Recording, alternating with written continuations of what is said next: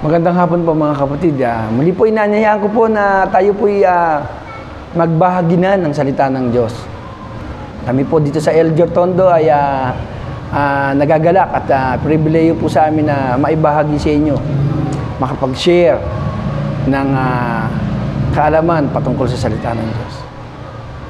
God bless po. Tayo po lahat ay manalangin. Panginoon, salamat po sa araw na ito. Hiniling po namin na ang salita mo ay maging basihan. Ang mga katotohanan ito ay maging magbigay sa amin upang makita po namin ang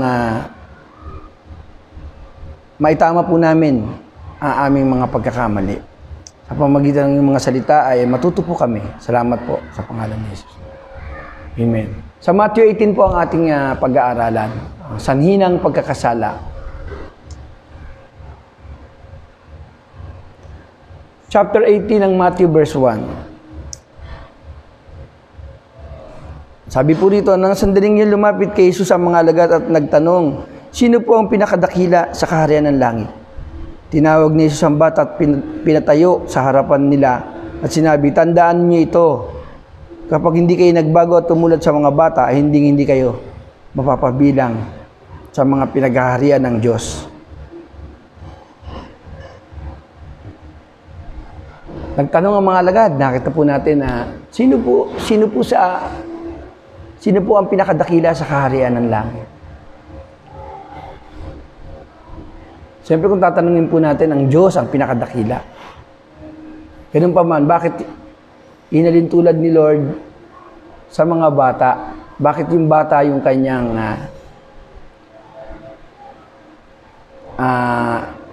gusto niyang ipakita sa mga alagad kung bakit niya tinawag yung bata?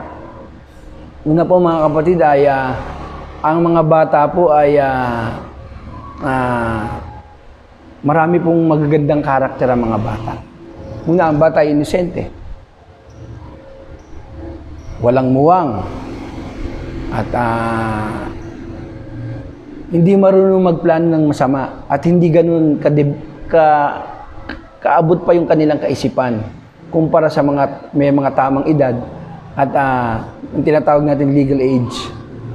Sila po yung iba po yung kaisipan ng mga bata sa mga may tamang edad. Ang mga may tamang edad, nakakapagplano na po sila kung ano man po yung nilang gustong gawin. Samantalang yung mga bata ay wala po silang muwang sa mga ganun. Sila po ay tapat sa kanilang pagsasalita.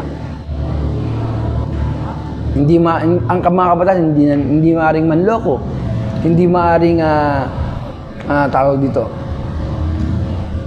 Hindi po sila gumagawa ng masama at pinaplano. Wala po silang kaalam-alam sa mga bagay na yan. Yan nga po yung sinasabi natin na tawagin sila may gatas pa sa labi. Kumpara sa atin mga nasa tamang edad, ay kayang-kayang gawin kung ano man yung gusto nating gawin. Gusto mong gumawa ng masama, kayang gawin. Yun po ang pagkakaiba. Gusto ng Panginoon na yung karakter ng bata ay tularan ng mga alagad. Karakter ng bata, nagpapasakop, mapagpakumbaba, at walang malay sa kasalanan. Ano pa? Marami po kayong makikitang magandang karakter ng mga bata. Sila po'y tapat kung magsalita. Hindi po sila nagkakaila. Kaya nga po, kung papansin ninyo yung mga minor de edad kapag sila nakagawa ng kasalanan, inaantay muna na dumating yung tamang edad bago po sila kasuhan o parusahan. Ganun pa man mga kapatid ay may tinuturo ang Panginoon sa mga alagad. Sa atin din, ganun din po. Kasi ang gusto ng Panginoon tayo buong nagtitiwala sa Kanya. Katulad ng bata para pagharian daw tayo ng Diyos. Yun ang gustong ipunto ng Panginoon. Gustong makita ng Panginoon, ipakita ng Panginoon sa mga alagad yung karakter ng isang bata, isang musmos na bata, na nananalig sa Kanya. Tandaan niyo po, ang bata po, hindi po makakagawa ng masama at makapagpaplano ng masama. Kumpara sa may tamang kaisipan na, yung ganap na kaisipan, kayang-kayang gawin ang pagpaplano. At pwedeng magkaila yung mga taong may sapat na gulang. Samantalang mga kabataan, hindi po sila marunong magkaila kung ano po yung kanilang naranasan, hindi po sila magkakaila. Kung ikukumpara natin sa mga may tamang edad. Malayo po yung pagkakaiba ng dalawang ito. Kaya sabi dito, mga kapatid, bakit hindi dinugtong yung maging sanhi ng pagkakasala? Mabuti po sa isang taong siya'y bitina ng isang malaking gilingang bato sa leeg at hihulog sa laot ng dagat kaysa maging sanhi ng pagkakasala ng iba sa mga maliliit na ito na nananalig sa akin. Noong panahon ng ating Panginoon, kapag ang bata ay naimpluwensyahan ng mga matatanda na may sapat na gulang na, yung mga matatanda na kayang gumawa ng masama at na-impluwensya nila yung batang mga musmos na walang kaalam-alam at ginaya yung pagkakasalang ginagawa nila na nakikita sa kanila. Sabi rito, mabuti pang bitinan ka ng bato, gilingang bato, at itapon sa gitna ng laot kaysa maging sanhi ng pagkakasala. Remember, sabi po kung kayo po ay familiar doon sa mga commercial noong araw na sinasabing, kung ano man daw yung nakikitang ginagawa ng matanda, na inaakala ng mga bata na tama sa paningin nila, ganun din ang kanilang gagawin. Kung mali yung ginagawa ng matanda, at iniisip ng bata na ginagawa ng matanda, gagawin niya rin. Kasi iniisip ng bata na tama yung ginagawa ng matanda na nakatatanda sa kanya. Kung ano man yung nakikita nila na ginagawa ng matanda, ay tinutularan po ng mga kabataang ito. Especially kung tayo po ay mahilig magtungayaw. Ano po yung pagtutungayaw? Ayan, yung mahilig pong siguro po diretsahan na po, magmura. Ayan po, ang pagmumura po minsan walang pakundangan kahit naririnig ng mga bata. Tignan niyo po, tuloy natin. Napakahirap ng kalagayan sa daigdig na ito. Ulitin ko po, napakahirap ng kalagayan sa daigdig dahil sa mga sanhi ng pagkakasala ng mga tao. Hindi mawala kailanman ang mga sanhi ng pagkakasala. Ngunit, nakapangingilabot ang sasapitin ng mga taong panggagalingan ito. Hindi raw may iwasan. Kasi nga, tayo po mga tao, hindi na po natin naiisip yung kapag gumagawa tayo ng kasalanan, hindi na po natin naiisip na nakaka-impluwensya tayo sa mga kabataan. Katulad din sinabi ko sa inyo, simple lang po, huwag na po natin makitiba. Yung pagmumura po, may mga taong walang pakundangan kung magmura, naririnig ng mga bata. At iniisip ng mga bata na tama yung ginagawa ng matanda sapagkat nasa tamang edad na siya. Kaya ang mga kabataan, pag ginawa yun, kung ano ang nakikita sa mga matanda, siyang ginagawa ng mga bata. Walang pakundangan kung yung mga bisyo-bisyo na yan, mga kapatid. Ako po, mga kapatid, pinagsisihan ko na po yan. Alam niyo yung bisyo po, walang pakundangan din po yan.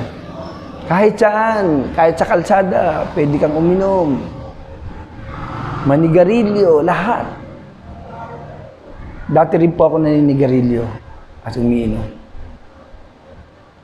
Pero maiisip mo ngayon, na yan kapag ginagawa ng matatanda, nakikita ng kabataan, yung susunod na henerasyon, hindi na po nakakapagtaka. Nagsusugal. Kapag nakikita ng mga kabataan yan, iniisip nila tama yan kasi ginagawa ng mga matatanda. Ano sabi? Kapag ikaw ay naging sanhi ng pagkakasala, mabuti pa raw na bitinan ka ng malaking bato at itapon sa dagat kaysa maging sanhi ng pagkakasala. Sapagkat yung mga batang nananalig sa ating Panginoon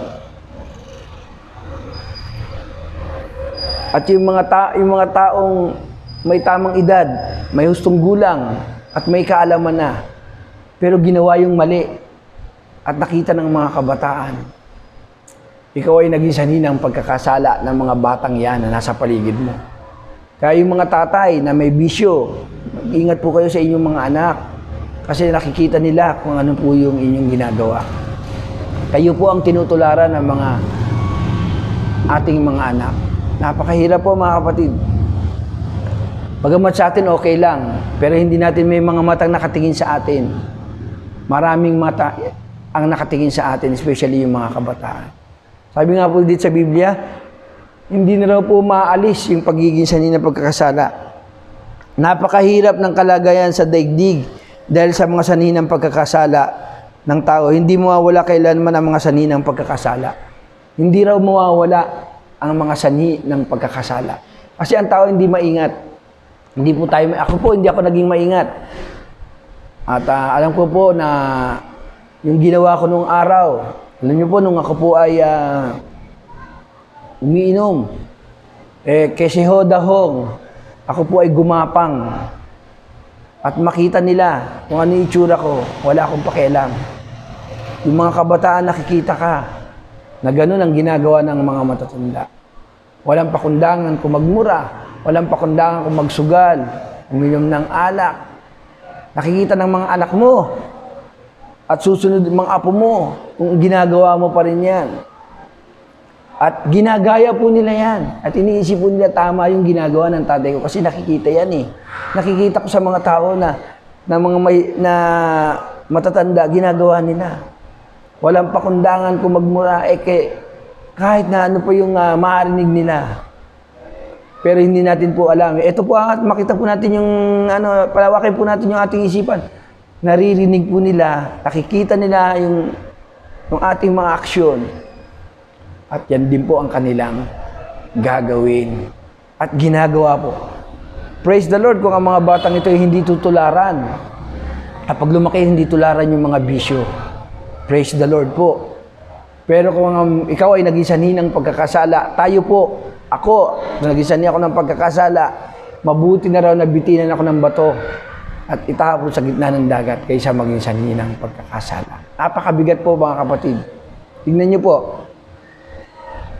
Kapag ikaw ay gumawa ng masama na sinasabi natin at nakikita ng mga bata,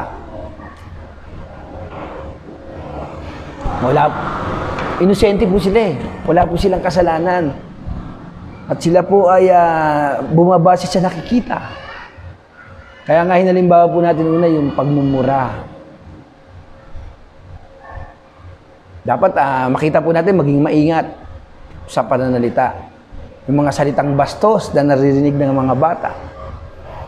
Sa atin, sa mga matatanda, okay lang kasi matatanda na eh. Pero hindi natin alam yung mga nananalig sa Diyos, itong mga batang ito. Makikita nila at gagawin nila paglaki nila, tutularan nila. Sino ang naging sanhi ng pagkakasala? Tayo, na walang pakundangan kung gumawa ng kasalanan. Hindi nagiging maingat. At ang sabi diyan, mga kapatid, nakapangingilabot ang sasapitin ng taong panggagalingan ito. Ang magkasala ka na, kasalanan na yun eh. Ako, nakakagawa ka ng pagkakasala. Pero ang pinakamabigat yung maging sanhi ka pag mulang ka ng kasalanan ng mga batang nananalig sa Diyos. Ng mga batang maliliit na inosente at makikita nila yung ginagawa mo na inaakala nilang tama. Sapagkat, sasabihin nila, ang kuya ko, ang daddy ko, o ang tito ko, ginagawa nila. Iniisip nila, malalaki na sila eh. Ginagawa nila eh. Gagawin ko rin yan. Paglaki ko. Brethren, mga kapatid, mag-ingat po tayo. Wina-warningan din po tayo ng Biblia. Kung nagkakasala po tayo, mas mabigat yung panggagalingan kung ikaw ay magiging sanina. Pagkakasala. Nakapangingilabot daw ang sasapitin ng taong panggagalingan ito. Sinasabi ng Biblia. Mamaya po, alamin po natin yung solusyon ko para hindi tayo maging sanina ng pagkakasala. Pero basahin po natin. Kung ang kamay at paa mo ang siyang magiging sanina ng iyong pagkakasala, putulin mo ito at itapon. Mabuti pa na mapunta ka sa langit ng putol ang isang kamay o paa kaysa maging dalawang kamay o dalawang paa kang itatapon naman sa impyerno. Pinaliwanag na po ng Panginoon, may impyerno po. Ano ito po ba literal? Kapag ka ikaw daw ay nagkasala, kung ang kamay mo ang naging sanina ng pagkakasala, putulin mo. Kung ang mata mo, dukitin mo. Ito po ba'y literal? Mga kapatid, ang madalas kasi kinakatwiran natin, kasi yung mata ko kapag nakakita ng mga bagay na hindi ko mapigil eh. Di ba? Minsan, pag may dumaan na nung araw po, pagka may mga makita kang mga dumadaan na mga sexy, bukod sa tinitignan, nagsasalita pa ng mga bad words. Kaya po yung ganyan po yung mga kasalanan namin nung araw. At alam ko po ay minsan ay nagagaya ng mga kabataan yan. At mag-ingat na lang po tayo. Maliwanag po ang sinasabi ng Biblia. Sa Mark po, kaparehas po ng binabanggit, ito po yung solusyon. Kung tayo po naging sanina ng pagkakasala, pwede naman po magsisi, mag-repent. Hanggat may panahon pa. Humingi ka ng tawad sa Panginoon. Magpakumbaba ka. Mga kapatid, walang nagsisisi ang lahat ng nagsisisi karamihan sa huli. Bakit? Pag nagawa na yung kasalanan at nandun na siya sa kaparusahan, sa kanya lang nasasabi na mali yung ginawa. Paano kung nakakulong ka na? O paano kung nasa impyerno ka na? Tsaka ka palang magsisisi. Bakit hindi mo gawin? Wala ka pa sa kaparusahan. Sabi ng Panginoon, magsisi sa mga kasalanan. Meron naman pong paraan para mapatawad tayo ng Panginoon. Magpakumbaba at humingi ng kapatawaran sa Panginoon. At binanggit pa dyan mga kapatid, hindi po literal na puputulin ng kamay at tatanggalin yung mata o dudukitin. At yung paa ay puputulin, hindi po. Kaysa nga naman sabi, kung kaysa ka naman may dalawang mata at paa o kamay, napupunta ka naman sa impyerno. Ang ibig lang po sabihin, kung yan ang nagiging sanina ng pagkakasala, kailangan kontrolin mo yan. Pigilan mo. Paano? Paraan. Unang-una, pagsisisi, pagtanggap sa Panginoon. At aminin po natin na tayo po ay naging impluwensya sa mga kabataan. Hindi nagiging maingat. Kailangan po yung pagsisisi, talagang tatalikuran mo yung bisyo. Kung ano man yung nagiging impluwensya sa iyo at nagiging impluwensya sa kabataan. Kung ikaw ay matalas ang iyong dila sa pagsasalita at minsan ay nakakasakit ng iba at nagiging sanhi, ikaw yung pinagmumulan para yung mga bata ay matuto ng mga salitang hindi maganda. Repent, magsisi po tayo sa harapan ng Diyos. Ang Panginoon ay mahabagin, patatawarin tayo. Ipakita natin yung pagsisisi sa pamamagitan ng pagtalikod sa mga gawang ganyan.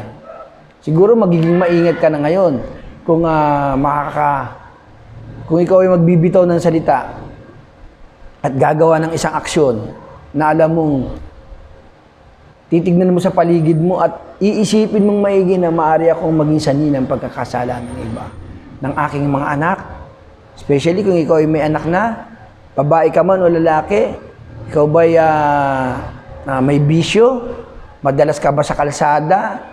Nakikita ka sa bahay? Nakikita ka ng mga anak mo? Brethren, Hanggat maaga, pagsisihan na yung kasalanan na yan, ang Diyos ay mapagpatawad. Sa Mark chapter 9 verse 50 po, ito po ang sabi.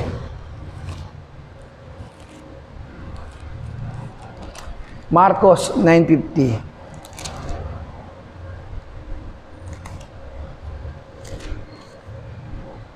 Kasi ito rin po yung, meron din po sulat si Marcos sa Mark chapter 9. Ito po yung sinabi niya.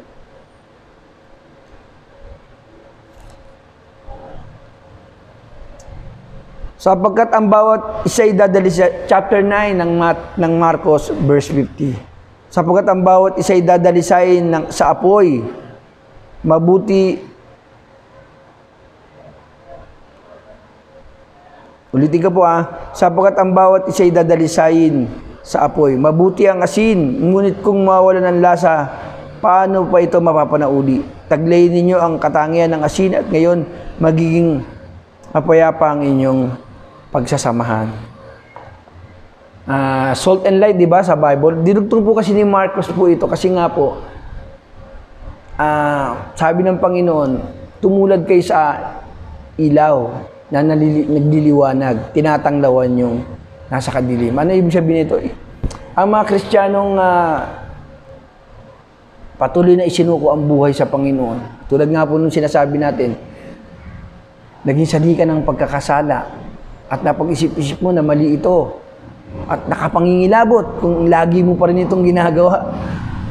Repent, magsisi at magbalik loob sa Panginoon. Hingin mo sa Panginoon na mabago yung ganitong kaisipan at yung takbo ng iyong ginagawa, yung iyong gawi, mabago. At sasabi, maging asin ka. Ang asin nagbibigay ng alat sa mga nagpe-preserve. At yung ilaw, nagbibigay ng liwanag. Ganun din po para hindi po tayo maging sanhi ng pagkakasala. Bakit asin? Nga, ang asin po ay inalimbawa sa asin sapagkat ang isang taong isinuko ang buhay sa Panginoon at nagsisi at tinalikuran yung kasalanan. Kapag siya ay nagpatuloy sa paglakad niya sa buhay na ito at pinili niya yung pagbabagong nais ng Diyos, nagiging ilaw ka at nagiging asin ka. Hindi ka magiging sanhi ng pagkakasala. Ikaw ngayon ay makaka-impluwensya. Mga kapatid, mag-ingat po tayo. Dapat tinitignan po natin yung ating pananalita. Tinitignan po natin yung ating mga gawa. Yung mga gawi po natin ay hindi po minsan na maganda sa paningin ng tao at paningin ng Diyos. Ingatan po natin. Kaya nga po tayo po ay nag-aaral ng salita ng Diyos para ma-warningan, mapaalalahanan at maituwid yung ating mga pagkakamali. Hanggat may panahon pa, hindi pa po tayo, hindi ka pa naman kinokondem ng Panginoon. Huwag natin antayin na dumating ang Panginoon at hatulan tayo sapagkat hindi natin tinalikuran yung mga kasalanan na ating ginagawa.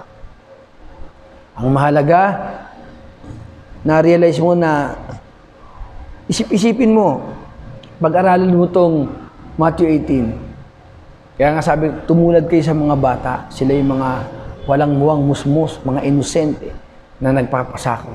Kasi kapag mayroon ng tamang edad na at marunong ng may sarili ng desisyon, ayaw na magpasakop niya. Gusto sarili niya. Kaya lahat ng gusto niyang gawin, gagawin niya. Kahit ito ay magiging sanhi o magiging dahilan ng pagkakamali ng iba para tularan ng iyong maling gawi. Yun lamang po mga kapatid at God bless you po. Pwede po kayong mag-comment mga kapatid sa ating pag-aaral ng salita. Mag-comment po kayo.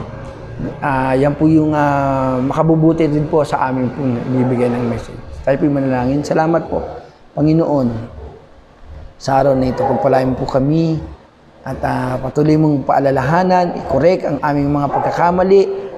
Lahat po kami, Lord, ay nagkakamali at handa po kaming i-correct yung aming mga kamalian at matuto sa iyong mga salita. Salamat po sa pangalan ni Jesus.